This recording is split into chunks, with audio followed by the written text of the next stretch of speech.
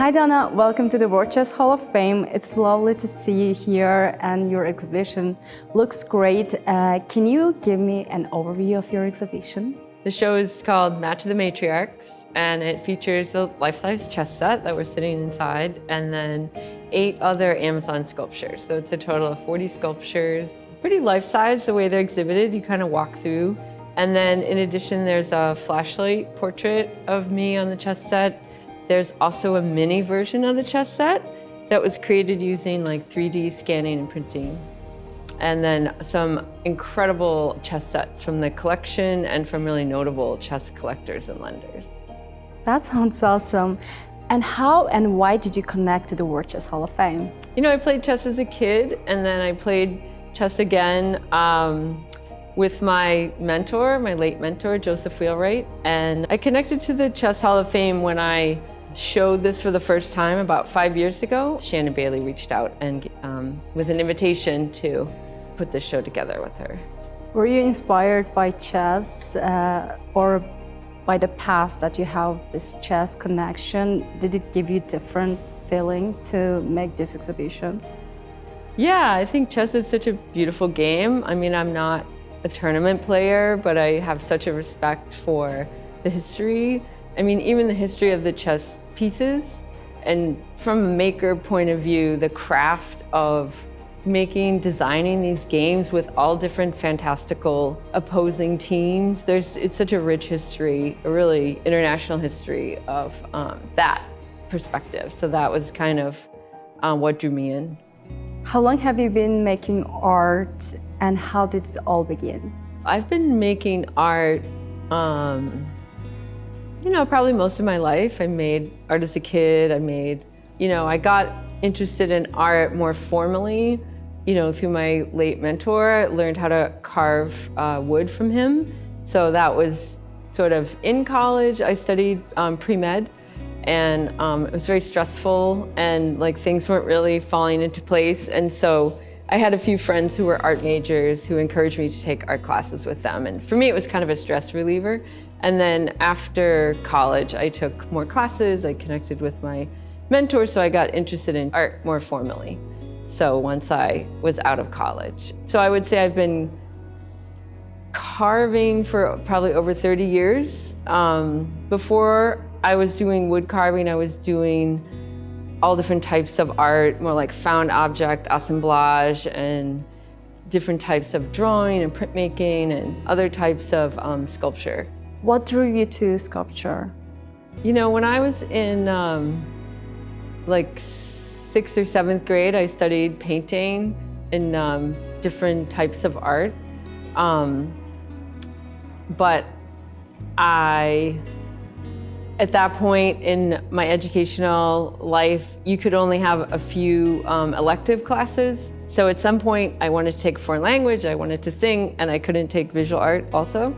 So I did other types of, you know, there's a really rich tradition in my family of crafts and cooking. So there's always this making with my hands and making stuff with my dad or making stuff with my mom or my aunts. So this craft tradition, this making tradition, I think is why I'm so drawn to sculpture, because it's making with my hands. It's conceptual, but it's not purely intellectual. Or I think painting is more intellectual for me than like making something with my hands and having like a tangible object. Like that's just more where I come from in my family. That's interesting because you mentioned you were pre-med. Mm-hmm. Why did you choose that at first but not art? So I was interested in pre-med because I really wanted to like do something good in the world, like help, and I wanted to go in the Peace Corps and be a doctor and just try and help, you know, people who are less fortunate. And it just didn't all fall into place. So I don't really think that was my calling. How I got from art or from pre-med to art. Yeah. You know, when I got out of college, I wound up with a major in French language.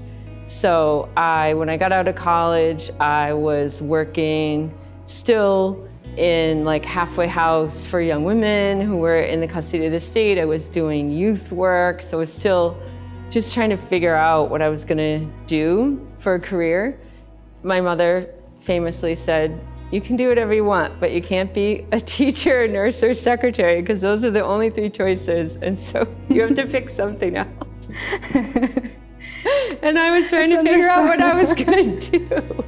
And so I got into art because I was trying to quit smoking. And so I had a really hard time trying to quit smoking.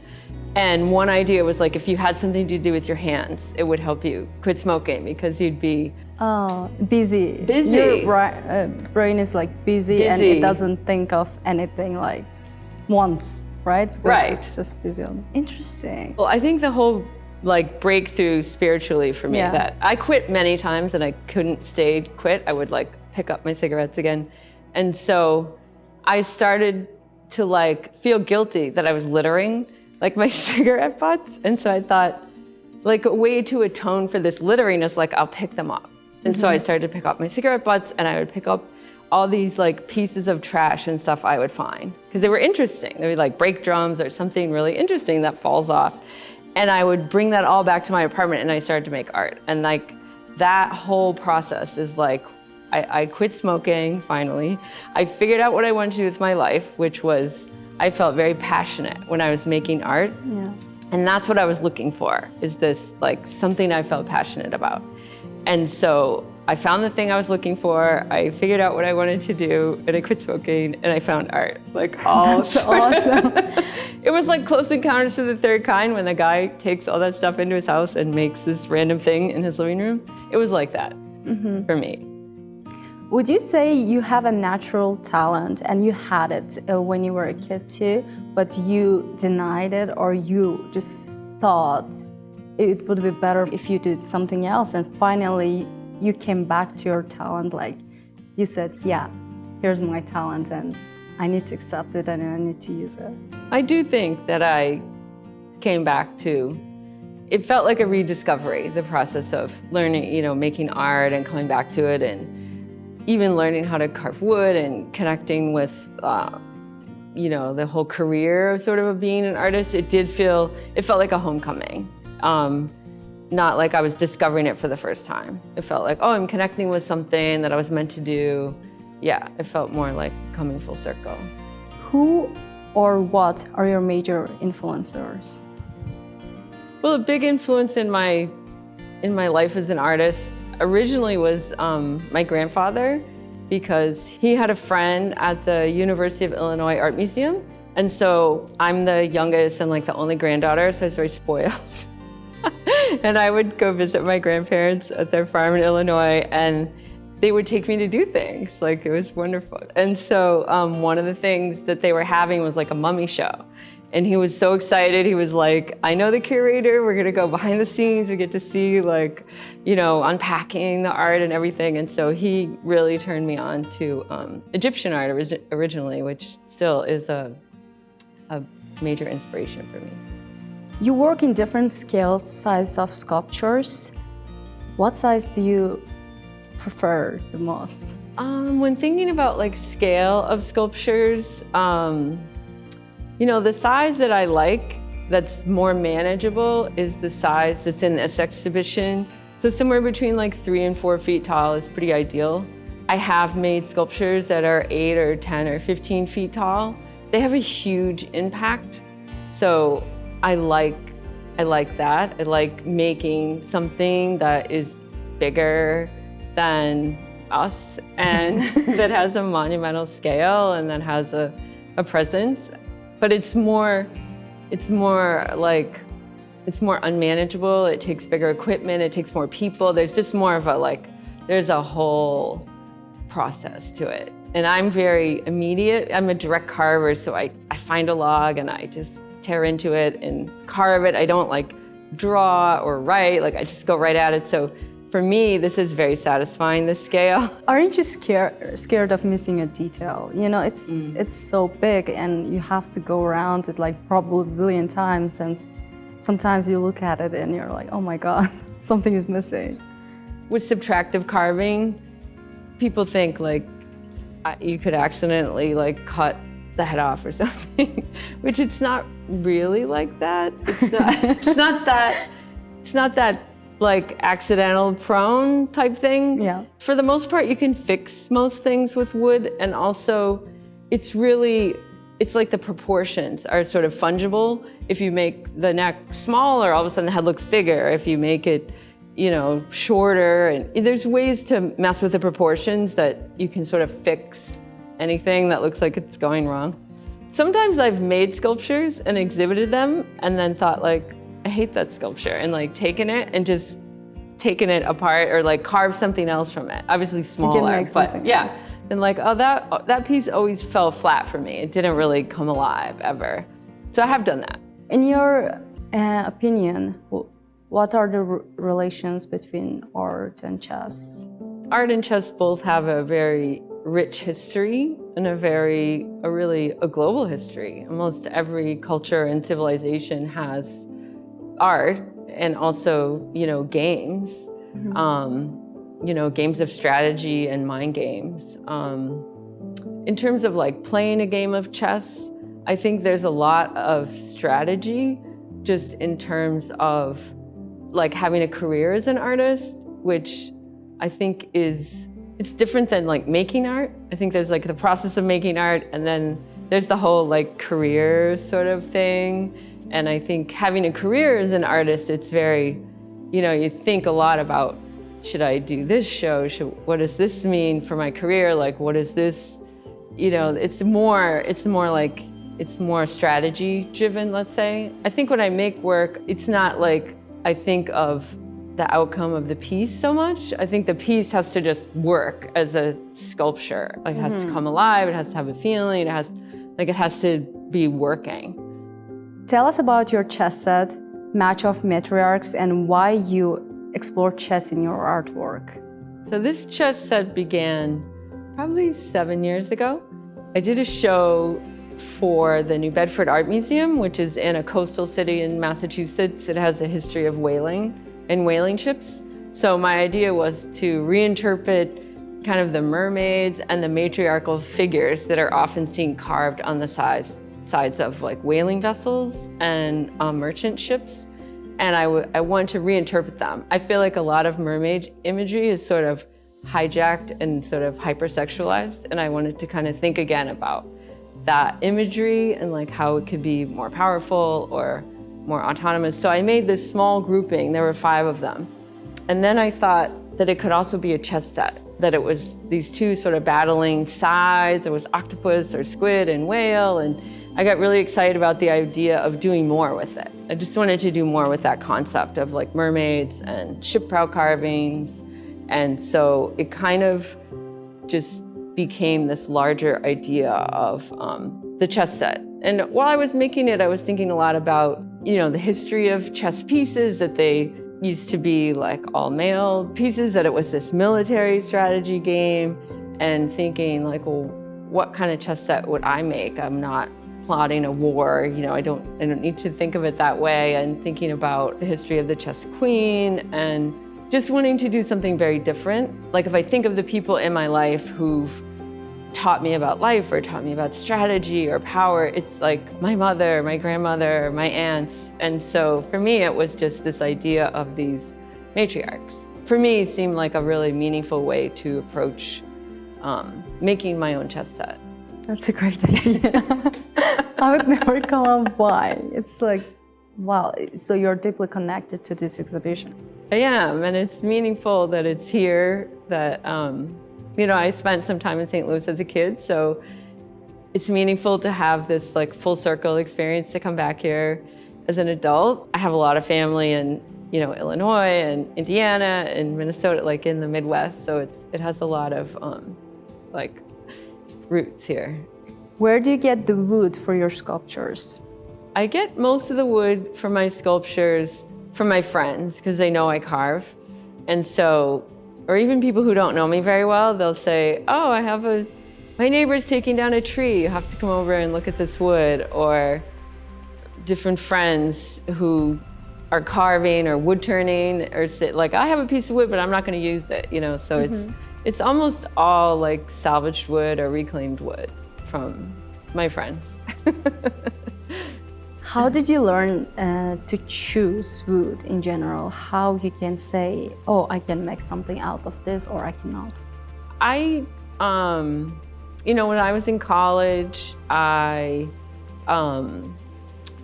got interested in working with like ceramics and pottery and working on the wheel, and I've done like printmaking. But I always, in the back of my mind, I just thought I always wanted to learn how to carve wood. So really what it is, as a kid, I was way into tree climbing. And so when I grew, after Missouri, we moved to Ohio, and we had this tree in our front yard. When we moved there, it was too short to grab like the branch to even climb the tree. But I got to the point where I could grab the branch and I would climb like all the way to the top of the tree. And I would just sit in the top of the tree, and you could feel like the wind blowing. And for me, like there's just something about that connection with that tree that I think is what led me into wood carving. Oh.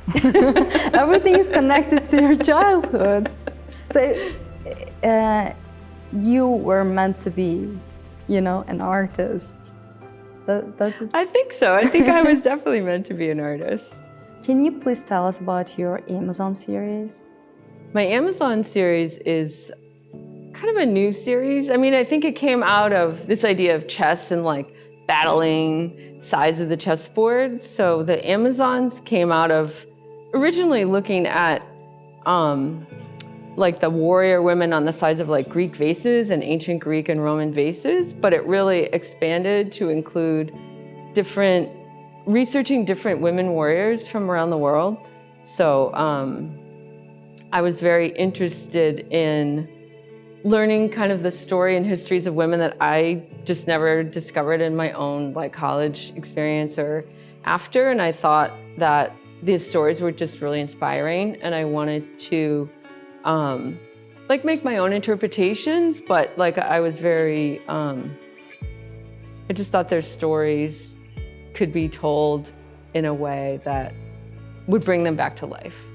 I thought their stories were really resonating with what's going on right now. We can see the accessories of your sculptures around us. Could you please tell us the meaning behind them? We can see some shoes, colors, even tattoos. So for the Amazon sculptures, each one has unique, you know, shoes. Most of them have tattoos. Because I carve wood and I love wood so much, I don't like to paint the whole thing, and I like to have the grain speaking and like having a voice, but I like to have a little bit of color. And so each one just like has that little tiny bit of color generally, like one accent. Or so for Fight and Flight, the inspiration is Lakshmi Bai, who was a historic Indian queen. So the colors, she's like a national heroine. Mm-hmm. So she has a tattoo of a lotus, which is significant of the goddess Lakshmi. But because she's a national heroine, the flag of India is 3 bands. So it's like saffron, white, and green. So like her shoes are green, the wood is like a saffron color, and then the band is white. So it has this like national kind of symbolism for her, for example. For some of the other ones, you know, for Tamars, she's the inspiration is an ancient Turkish queen. And so she killed Cyrus the Great, and it's often interpreted in art history that it's grisly. Like in art history, it's always these she's always like very delicate, noble queen, and people are like bringing her the severed head of Cyrus the Great, and she dunks it in like a vat of blood because she thought he was so bloodthirsty. Ooh. And so she has blood red boots, and I love it. And she has like a skull of Cyrus's head around her neck, more like as a necklace. So what are some other highlight pieces in your exhibition? One of the most significant sculptures in the exhibition is the one that the World Chess Hall of Fame commissioned, which it's the Mad Woman of Chess. I love that one, by the way. And so this story is that this goes back to the history of the queen, this, you know, the queen piece on the board, that she came on the board and maybe the like 10th century, but in the 15th or 16th century, the rules were rewritten, so she became very powerful. At the same time that there were a lot of powerful queens in like Europe and Russia. And so when she was introduced on the board, there was this backlash against this idea that the queen would be the most powerful piece. And so it was derisively called the Mad Woman of Chess, like as if there was like a wild woman like running around the board because she can move any, I know, isn't that great? Any unlimited number of squares. Yeah. Any unlimited number of squares in any direction. So that's her power. I wish I could do that. I know. In life though. And it helped to speed up the game. But yeah. And so I wanted to bring the Mad Woman of Life to the Mad Woman of Chess to life. When you showed me, immediately I was like, can I buy it? Oh yeah, the little ones, yes. Yeah, I loved them. Thank you. And also you mentioned you played chess when you were a kid. Do you still play with friends or family? And do you have a favorite piece? I'm still not much of a chess player. I think where this comes from is because I'm not a very good chess player, and whenever I've played with like my brother, my art teacher, they always beat me. So this is sort of like what I can do. I can make this chess set. For me, that's like, I don't know if I'll ever like learn how to play chess and be like a great chess player. Well, if you're around St. Louis, you should make sure to stop by the St. Louis Chess Club. We offer ladies' nights. Oh, okay. So it's for ladies only, and you can learn more chess. Oh, okay. That's what I need to do. Yeah, exactly. Yes. What's your relationship with the chess world? I think I had a lot of fun making a chess set. It really has two queens. And, for example, on this side with the octopus, they all have 8 fingers, but like I think I was drawing on the symbolism of like queens of really any monarchy, that there's this idea that there's a queen that's the figurehead, she's in the public eye, she has to be very formal and follow all the rules. And then there's always someone who's gonna become the queen next. And so she's more behind the scenes. So it's like, she can get her hands dirty, she can do all the dirty work, she can take care of things. So like, her hands are red, but the queen's hands are white, so it's sort of, I had a lot of fun playing with that idea in the making of that particular side of the chessboard. What do you think about the St. Louis Chess Club campus being the epicenter of the chess capital of the United States? I'm very proud that, the United States is the host of the World Chess Hall of Fame, and that there is such an opportunity and a focus on, such a beautiful game, like right here in St. Louis, right here in the United States. Like I think that's a huge point of pride. What are some of your cherished art or chess accomplishments? I feel very proud that I made this chess set, that it was a labor of love that took many years. I feel very proud to have this show here, to have such a showcase of the chess set with this context of really world-class chess players, really iconic chess sets. I think the context is extremely important for my work. It's something I always imagined, but it had to be here. It couldn't be in Boston or New York or Paris. It couldn't be anywhere else. So it's a very unique place, but it's like the perfect place for this show. It's an enormous honor to have, the Amazon sculptures, my chess set, the chess sets in the collection, and to know that people will come and play tournaments. They'll play with this chessboard. They'll play chess in the gallery with the chessboard. That it will really be activated in a really special way. Do you see yourself continuing with any chess-related artwork in the future? I do feel like I could spend the rest of my life making chess sets. It's very open-ended. I'm glad to hear that. Maybe you should play more chess too. And learn how to play chess. Exactly. Yes, I do need to learn how to play chess.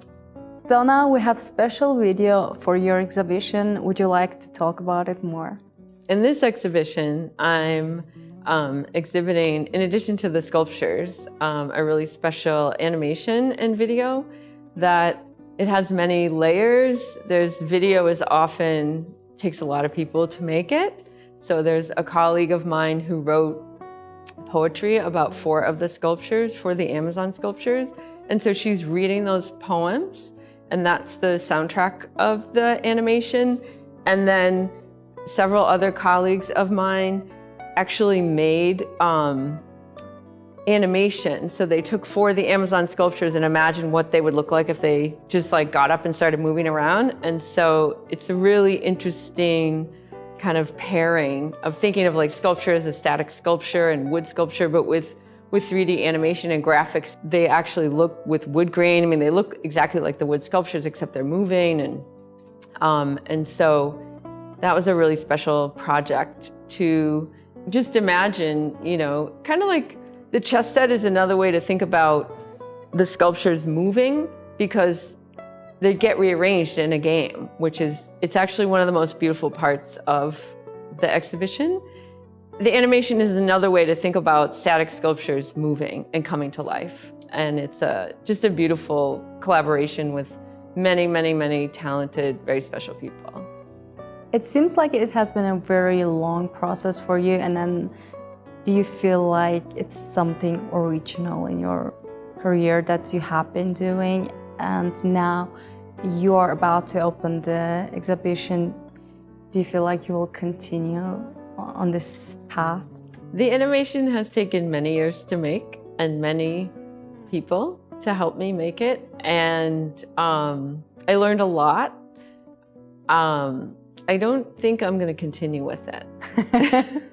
One was enough, right? One was enough. I mean, the animation represents, you know, 4 or 5 years worth of work. So it's an incredibly labor-intensive process, and it's not really skills that I have.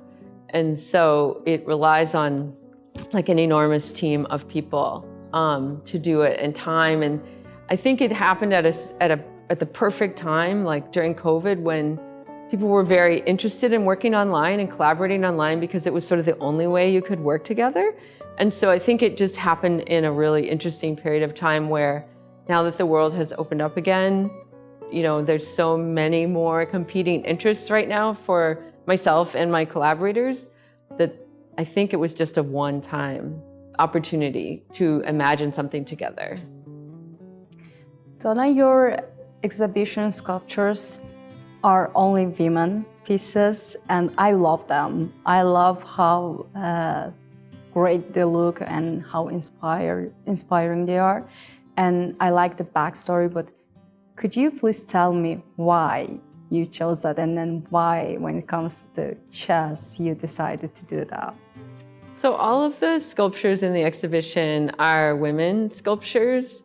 Oftentimes you hear writers say that they write the books that they want to read. For me, I make the art that I want to see when I go into museums. And I think that, you know, historically there haven't been as many just like empowering or inspiring sculptures of women made by women. I think historically a lot of imageries of women and women's bodies are made by men, so with a different gaze upon women's bodies. So I'm really interested in the idea of women like making autobiographical work and as the subject of the work. And I think that comes through. That's a huge motivation in like the kind of work I make. Donna, you're the first woman having a solo show at the World Chess Hall of Fame. How do you feel about it? I'm extremely honored to have a solo show at the World Chess Hall of Fame and to be the first woman to be honored with the solo show. One thing that we discovered, you know, working with Shannon Bailey is we were creating the brochure, and one of the writers is Kate McQuaid, who's the Boston Globe art critic. And informally, doing our own research, we also believe that this is the first and maybe only female, you know, life-size chess set in the world. Wow. So it feels very, again, I think the connection with the World Chess Hall of Fame, you know, working with someone like Shannon Bailey, who's amazing, who has extremely deep knowledge of chess, and amazing experience curating exhibitions and all the ways to think about chess. I think the World Chess Hall of Fame is just such a unique cultural institution that it's like the best thing that's ever happened to me. What are the exhibitions on view dates? My exhibition, Match of the Matriarchs and Other Amazonamakis, will be on view from February 15th to September 15th, 2024. And to learn more, if you're not in St. Louis, you can visit the World Chess Hall of Fame website, and it's worldchesshof.org.